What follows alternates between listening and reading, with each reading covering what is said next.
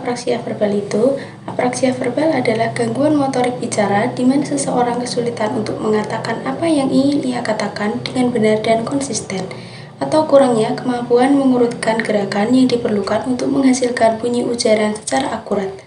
Apraksia verbal ini bisa disebut juga dengan 1. Dispraksia, 2. Verbal aphasia of speech atau VAS, yang ketiga, childhood aphasia of speech atau CAS, dan yang keempat, developmental apraksia.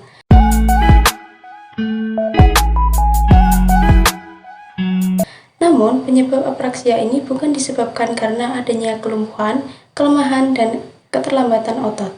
Namun, apraksia ini terjadi karena kerusakan di area Broca di korteks motorik.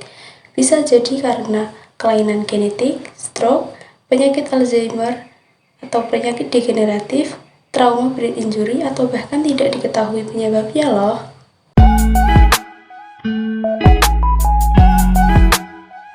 Selanjutnya adalah klasifikasi apraksia yang terdiri dari apraksia ideomotor dan apraksia ideasional.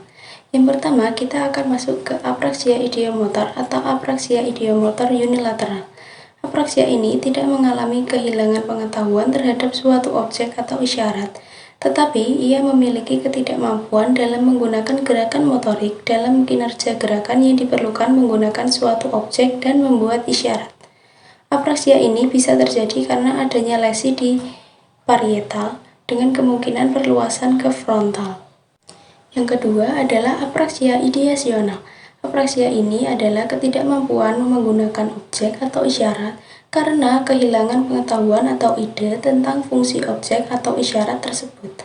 Apraksia ideasional ini bisa terjadi karena adanya lesi di posterior belahan otak yang dominan untuk bahasa.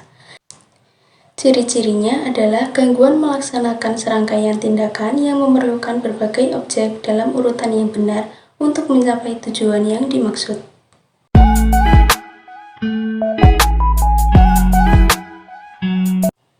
Yang terakhir adalah karakteristik apraksia verbal. Yang pertama, meraba-raba berupaya menemukan posisi artikulatoris yang benar. Yang kedua, perilaku mengoreksi diri sendiri. Yang ketiga, fonem konsonan lebih sering terlibat dibandingkan fonem vokal. Yang keempat, kesalahan artikulasi tidak konsisten dan sangat bervariasi. Yang kelima, hubungan durasi vokal dan konsonan yang terdistorsi.